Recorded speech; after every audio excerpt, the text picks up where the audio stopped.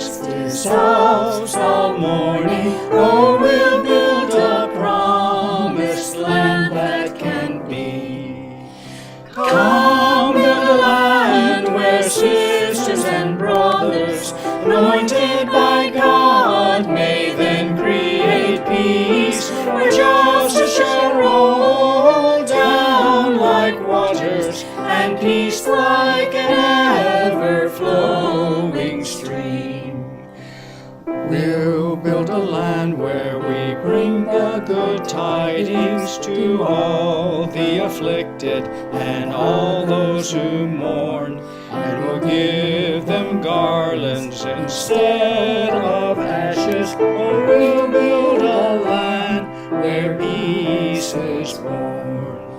Come, build a land where sisters and brothers, anointed by God, may then create peace, where justice shall roll down like waters, and peace like an ever-flowing stream.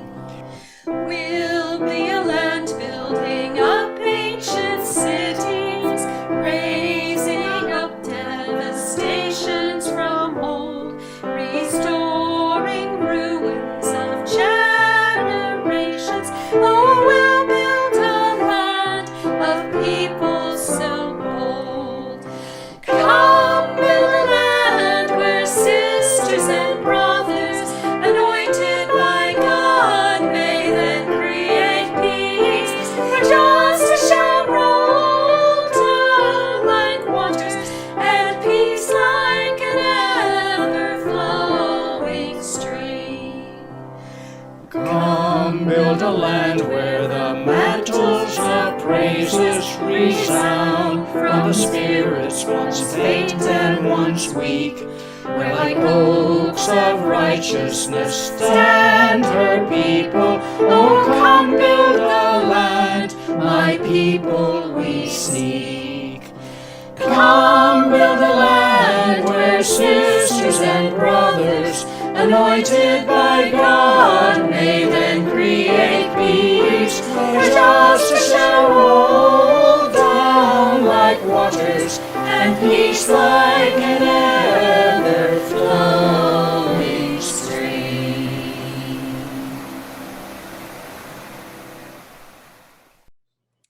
Welcome to the Unitarian Universalist Congregation of Hillsborough online worship service. My name is Caroline Welty, and I am your worship associate for today. I would like to thank Wendy Calvin, our producer, Aviva Enoch, our music coordinator, and the many wonderful singers who will be featured throughout the service. Most of all, I would like to thank you all for joining us. Now let's ready ourselves for worship together by reminding ourselves of who we are and why we gather. We are a community of liberal, open-minded people who strive to connect with one another in love. Our spiritual home is located at 1710 Old NC 10, but our community stretches far and wide with loved ones who join us from all over the country as we engage in Sunday worship online. We are a people defined by covenant, not creed. That means that we have committed to a way of being with one another rather than a statement of belief. To that end, we support each other in spiritual growth and deepening of faith. We challenge one another to find more love both inside ourselves and in the world. And today, we welcome you with open arms to our house of worship. Call to Worship and Action by Sharon Wiley. It is said that the ministers are here to comfort the afflicted and afflict the comfortable. I say we are all afflicted and we are all comfortable. May our time together this morning be a comfort and a confrontation. May we here find peace in times of tumult. May we here invite tumult into lives of peace. May we here find calm in times of restlessness. May we here allow restlessness to evolve into action. Let this be the place you consider what you've never considered. Let this be the place you imagine for yourself something new and unthinkable. May this hour bring dreams of new ways of being in the world. Come, let us worship together.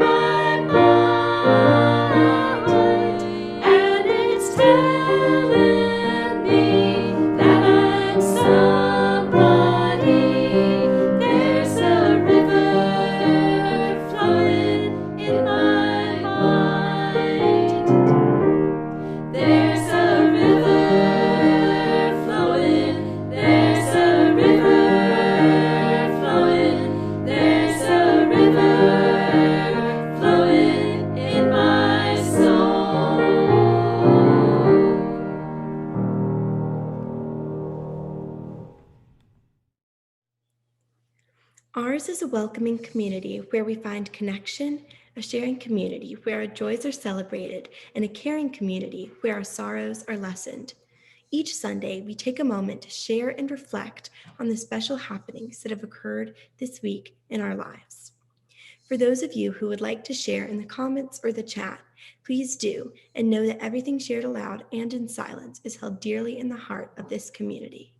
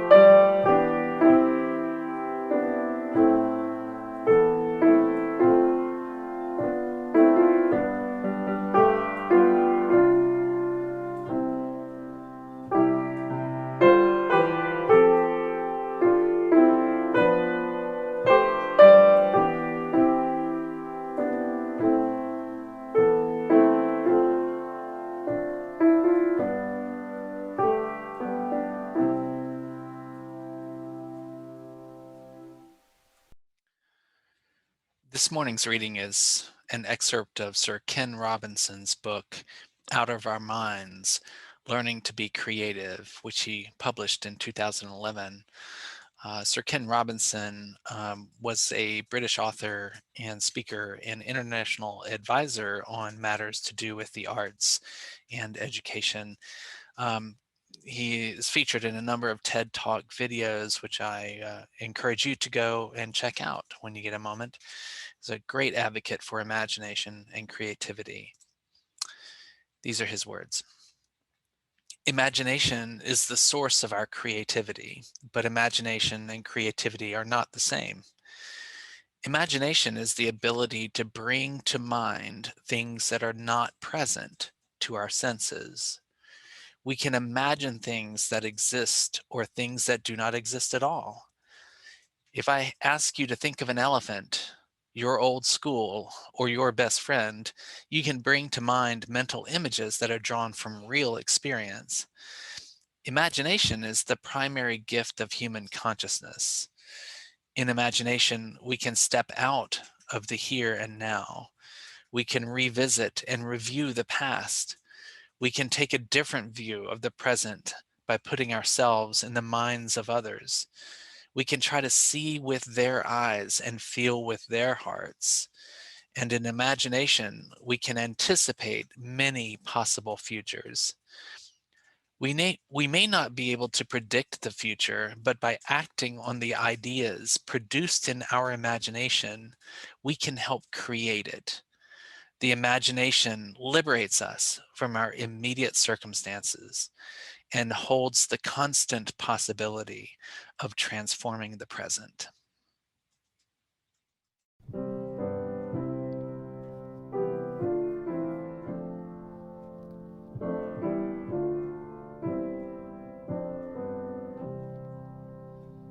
Dark of winter, soft and still, your quiet calm surrounds me. Let my thoughts go where they will, ease my mind profoundly, and then my soul will sing a song, a blessed song of love eternal. Gentle darkness, soft and still, bring your quiet to me. Darkness, soothe my weary eyes, that I may see more clearly. When my heart with sorrow cries, comfort and caress me, and then my soul may hear a voice, a still small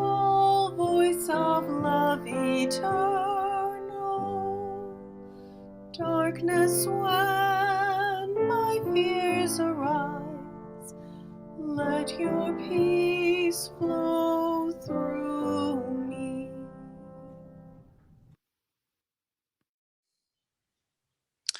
In 1948, John Cage, the American composer, conceived of a piece of music he tentatively titled Silent Prayer. At the time, he was studying Zen Buddhism, shifting from what he called making to accepting. His simple, radical idea was that sound was always present and that there was an opportunity to appreciate the gift of accidental sounds, the impromptu performance, if you will, of happenstance, and recenter ourselves to a space of acceptance rather than of self-centered production. In 1952, a pianist named David Tudor performed the premiere of Cage's now infamous 433, a piece of silent music with a score that was 4 minutes and 33 seconds long. The audience in the hall in Woodstock, New York was perplexed, to say the least. The performance begins with setting a stopwatch. The pianist then closes the lid over the keys on the piano.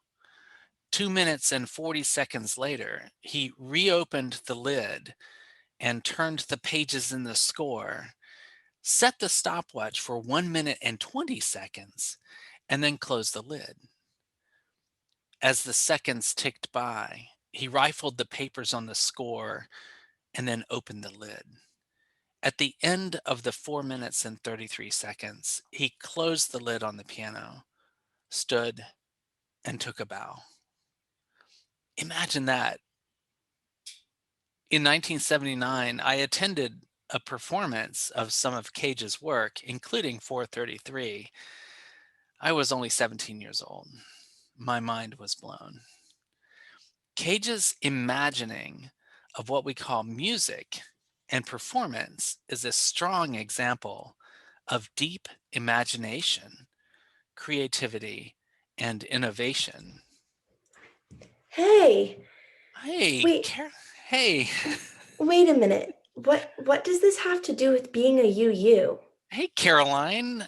It's so cool that you're here. I'm just doing a homily on imagination. And so I don't know, what if we think about imagination as it relates to each of the principles? Oh, okay. I know the first principle. All right. It's the inherent dignity and worth of every person.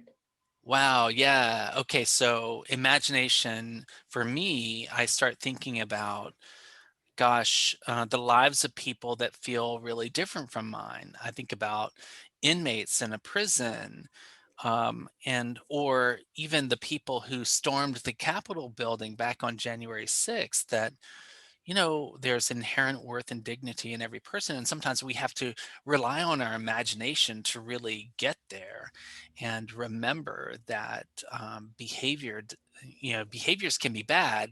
That doesn't necessarily make the person really bad. Oh my gosh, that reminds me of something I was just thinking about the other day. I always talk about this idea of baby Hitler and Ooh, how if I saw baby Hitler on the street, I would right. pick him up and teach him to be kind because I know that he has dignity and worth inside of him too. That is a crazy mind experiment. That's really cool. Imagination and the first principle. Well, let's do the second principle. So the second principle is about justice, equity, and compassion in human relations. And for me, there's been a lot of strife in the world. There's continuing to be strife in the world. But in 2020, we saw a lot of, violence and upheaval and unrest with the particular treatment of Black people at the hands of police.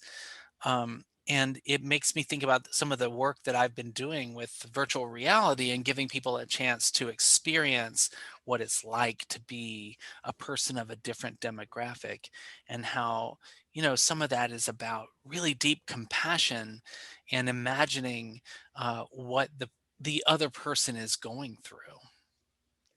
Oh, that also reminds me of something we've been doing in school. We're writing these thematic literary essays about a book, and I chose The Hate You Give. And Wow. my theme is pretty similar to that. It's we as Americans and as a world are scared of our differences. And because we don't make an effort to understand each other, we're always going to be uncomfortable with people who are different from us. And I guess that kind of relates to imagination in the same way that your work does, because you have Yeah. to imagine what it's like to be someone else, to grow empathy and compassion for them. Fantastic. Yeah, The Hate You Give. What a powerful story and a powerful movie. If you haven't seen it, I got to see it with actually with some seventh graders once, which was really cool. Um, so Caroline, what about the third principle? Well, I do know the third principle. It's acceptance of one another and encouragement to spiritual growth in our congregations. And I even have like a little story about that. It's not All about right. our congregation necessarily, but one of my best friends is was raised evangelical in the Uh-huh. evangelical Christian church. Uh-huh. And so she was anti-LGBTQ, and it had Right. never really occurred to me that somebody what would be anti-LGBTQ, Right. but for her it was all she knew. So I thought it was so awful at the beginning, but then I imagined being her and growing up with people telling you that it was wrong, and I was like, "Oh, Right. this makes sense." Yeah, yeah, how people can get to a particular point in their lives where they have a way of thinking that hasn't been really questioned, but has been influenced by how they grew up and the people in their lives. Yeah, I mean, I had a kind of a similar thing with, this whole thing in America. Some people are really afraid of Muslims for some reason, and it was I felt it like it was kind of true for me too, until we kind of invited some refugees from Syria to come to our house, and they were like straight up Muslims and like very devout and just beautiful, wonderful people. And it wasn't until I really kind of got to that place of really expanding my horizons a little bit, and that became part of, for me, part of my spiritual growth was really kind of extending myself to kind of recognize and appreciate that particular religion. So that was really cool. Let's do the fourth principle. Ready? Fourth principle: a free and responsible search for truth and meaning. What you got? Whoa, that seems really broad, and there's a lot you could do with imagination there. I think especially the word free, Yeah. because freedom, I feel like, leads us to imagine things, because when you think of freedom, you think of creativity, and of course, imagination comes before creativity. So I think Yeah. freedom is really the key word in there. Yeah, awesome. Hey, thanks for that. And the shout to creativity and the things that Sir Ken Robinson has said about imagination being the foundation of anything that is a creative effort. Very cool. Okay, fifth principle. You got one? You got it for Yes, me? I do. Yeah. So it is the right of conscience and the use of the democratic process within our congregations and in society at large. Yeah, so this is really important. It feels even more relevant right now as we kind of struggle as a country to recover from everything that happened on January 6th with the storming of the Capitol. Um, I think when you just wind it all the way back, if we imagine what it must have been like back in the 1700s to reject the rule of monarchy and to establish a new form of government, even though it was flawed, and we know it was deeply flawed, but to really reject that monarchy rule, and then to set up a new form of government with three branches of, and everything else that goes with it, is really took quite a bit of imagination to make that happen. Yeah, and I feel like even with the storming of the Capitol, it's really cool how we were able to maintain that democratic process of Yeah. Yeah. elections. So, Thank goodness we we did. Awesome. All right, here comes the sixth principle. Ready? The goal of world community with peace, liberty, and justice for all. That is a gold mine. Peace, liberty, and justice for all. What does that mean for you? I mean, I think that the word goal, again, is it's something you're working towards, and you've got to imagine the goal before it can become a goal. So, I Right. think, yeah, that's a really big thing. And then also, more like personally, it feels kind of like my faith statement. It was a song that I wrote, Yeah, and the that was so lyrics cool. were, I said peace in it, and I think I said justice too, and it just brought Yeah. that back. Yeah, that was really an amazing performance, by the way, Caroline, as part of your coming of age, process that you wrote that song and performed it. So thanks for that. And I've been thinking about dreamers, this whole issue of undocumented citizens and residents here in this country who dream, who imagine, who dream of becoming legal citizens in this country, and imagination being really at the heart of the work of the sixth principle here, and how we have to translate that imagination into action. It's very, very cool. What about the seventh Yeah. principle? Well, the seventh principle is respect for the interdependent web of all existence, of which we are a part. Right, right, right. So what about that? Respect for the interdependent web of existence of which we are all a part. What about that really requires a lot of imagination? Ooh, that's a hard question. I don't know. Maybe maybe I'd say how we imagine ourselves woven into other people's stories, because Mm, we're all, I mean, we've all been woven into each other's stories at some point in our lives. So I yeah, think that's really imagination right there. that's awesome. Yeah, we're all connected. That's very cool. Let me say something about the eighth principle. So this one's still being decided. Um, but the eighth principle says journeying towards spiritual wholeness by working to build a diverse, multicultural, beloved community by our actions that accountably dismantle racism and other oppressions in ourselves and in our institutions. Wow, that is a lot. Um, what does that mean for you? I guess the first thing that comes to mind is my school. We just hired a director of diversity because we have a lot. Our school isn't as balanced racially as we want it to be, so we hired Right. a director of diversity. And I think that because of this imagining that they had of a school that has people of all different races and backgrounds, Yeah. we were really hoping for this more diverse future, which I think is really important.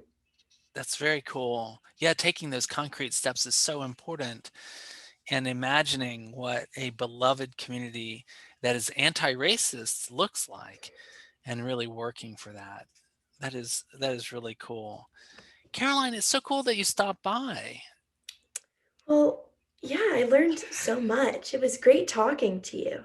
Well, keep that imagination going and all of your creativity. It's so appreciated. Thank you. Thank you. Bye. Bye. Wow, that was fun.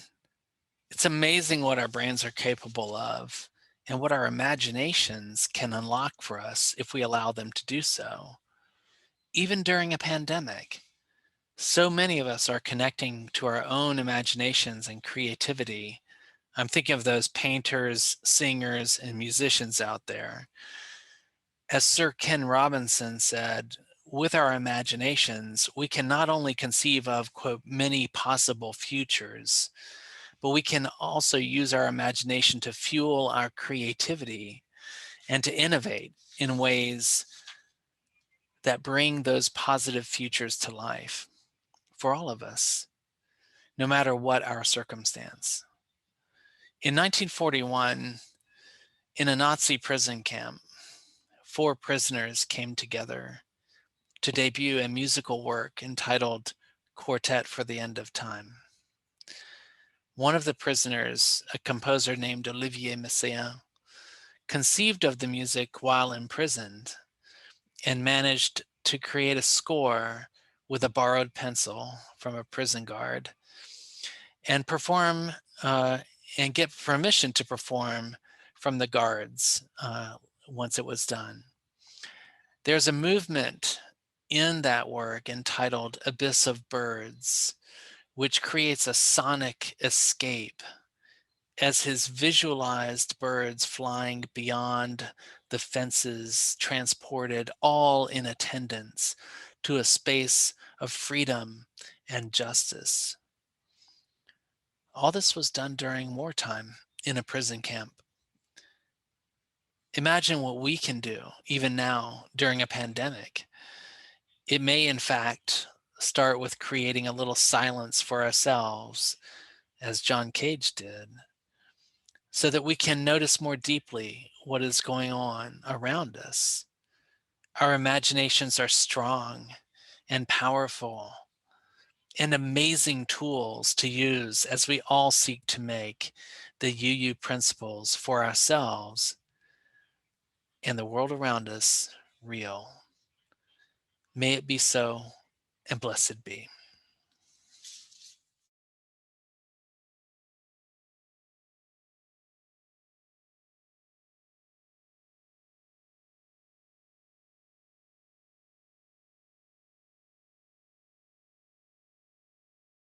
Come, children of tomorrow, come, new glory dawns upon the world. The warring banners must be furled, the earth become our common home. From plain and field and town there sound the stirring rumors of the day. All wrongs and burdens must make way for all to tread the common ground. Divided we have long withstood the love that is our common speech, the comrade cry of each to each is calling us to humanhood.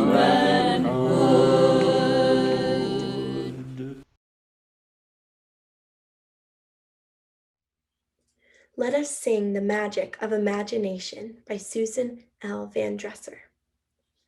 Let us sing the magic of imagination by which we know one another and learn the lives of eras gone by. Let us sing the magic of creation by which we build the world of our soul and teach its wisdom to others, young and old. Let us sing the magic of our lives together, holding and shaping by the movement of breath from heart to lung, all new life that is to come. Go now with singing. Go now with magic in your fingertips. Touch this world with life.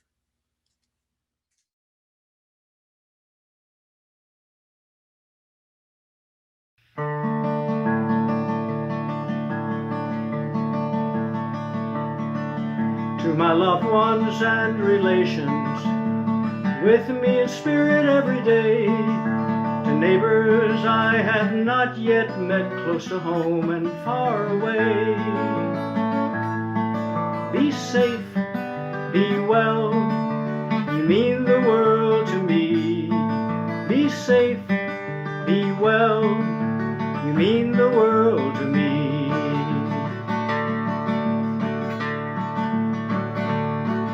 To my friends who make good music, sharing joy both far and wide, and to those who we depend on to teach, to heal and guide.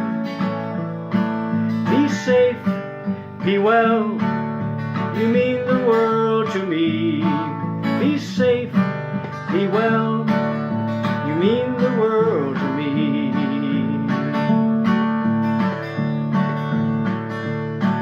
And to all who hear this message, to strangers and to friends. Here's an embrace of music until we meet again. Be safe, be well, you mean the world to me. Be safe, be well, you mean the world to me. Come on now, be safe, wash your hands,